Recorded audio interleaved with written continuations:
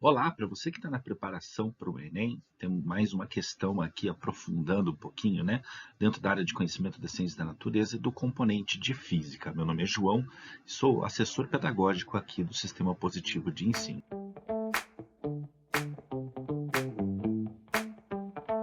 Então vamos lá. Hoje eu separei aqui uma questão, né, que é lá do Enem de 2022, mas na sua segunda aplicação. A segunda aplicação é interessante porque ali caem outras questões e a gente acaba tendo um portfólio bacana também de questões do tipo Enem, que não caem necessariamente nas últimas provas do Enem, mas aqui é uma questão de física bem conceitual, bem bacana também na área de óptica. A área de óptica é uma área que também tem uma incidência grande, né, dentro do componente de física ali, dos objetos de conhecimento que a física pede.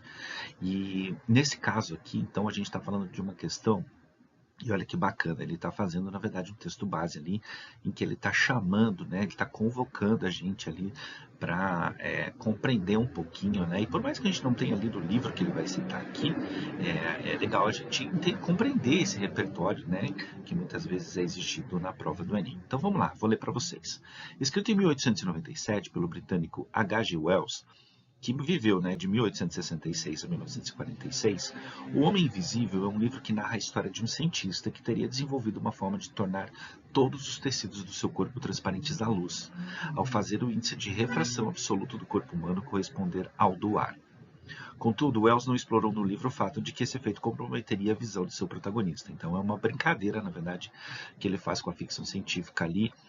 Nesse caso, né, o Homem Invisível, uma das primeiras ficções científicas ali que vai abordar esse tema e vai falar sobre isso.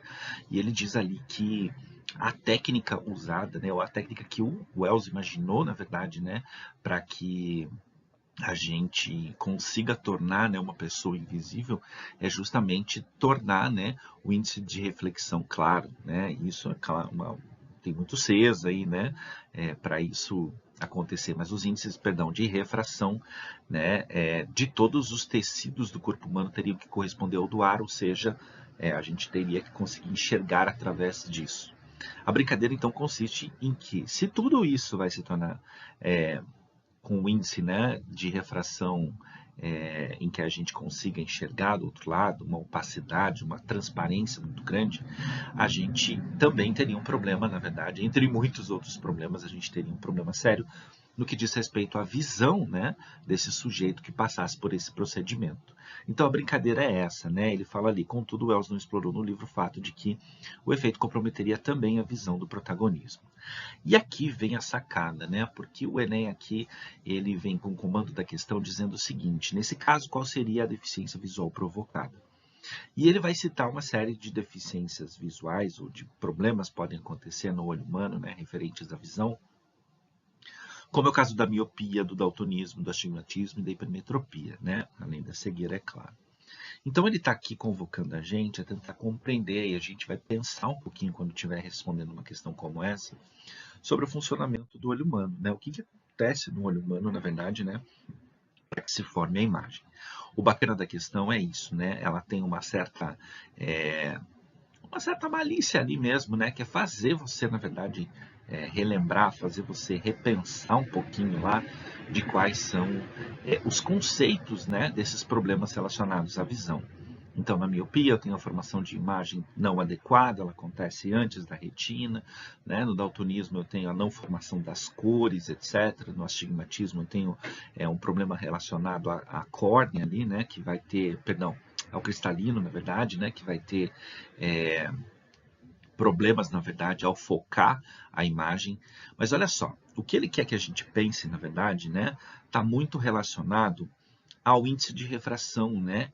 E esse índice de refração, se ele é absoluto, né, em todas as partes do corpo, como ele afirma ali, né, na questão igual ao do ar, o que acontece é o seguinte: basicamente, né, a luz, quando entrasse no olho, e ela entra, né, pelo olho, né, e fotossensibilizada, e depois a imagem vai passar, na verdade, né, pela nossa córnea, vai bater lá atrás na retina e vai se formar a imagem. Eu preciso desse processo de formação. Se eu tenho um índice de refração igual ao do ar, basicamente a luz ia passar direto, né? Então a luz passa, vai dar continuidade, na verdade, né, no percurso dela e vai se propagar através do corpo, vai se propagar através do crânio e vai embora. Então eu não teria, na verdade, a formação de imagem. Então olha que bacana isso, né? E daí é para a gente pensar, né? Com isso, né? Todas as refrações que acontecem no cristalino, né? Que são várias refrações que vão acontecer ali, as projeções das imagens que também acontecem lá no fundo da retina deixam de acontecer, porque eu tenho, na verdade, né, eu não vou ter nem uma lente e nem, na verdade, um corpo ali, né, que é o corpo da córnea, para fazer essa reflexão, para atuar dessa forma. Ou seja, isso ia fazer com que a conversão da energia luminosa em energia elétrica, também necessária, né, e também criada dentro do sistema de visão do olho humano, não acontecesse também. Ou seja, esse sujeito simplesmente não ia conseguir enxergar nada, basicamente, né? Ele ia então fazer com que a luz passasse pelo olho dele e ia ser completamente cego. Portanto, né, embora ele faça a gente pensar sobre vários desses problemas relacionados à visão, a alternativa correta é a cegueira, simplesmente porque a gente tem que imaginar uma situação absurda como essa, né? Então, uma situação extrema como essa em que o que acontece ali é que basicamente não acontece nenhum dos processos físicos mesmo, né, relacionados à formação de imagem, justamente porque o índice de refração de todos os tecidos, né, do globo ocular, etc., seria igual ao do ar, ou seja, a luz ia passar livremente por ali e não ia haver a formação da imagem. Uma questão bem bacana, uma questão conceitual, mas que faz a gente parar para pensar. Se a gente pensar só em termos da córnea, ou só em termos do cristalino, ou só, enfim, em termos de algum dos sistemas e da refração desse sistema, a gente poderia pensar em uma desses problemas relacionados à visão ali, né? São aqueles problemas que a gente geralmente usa óculos para, faz cirurgia, etc. Caso da miopia, do astigmatismo e da hipermetropia.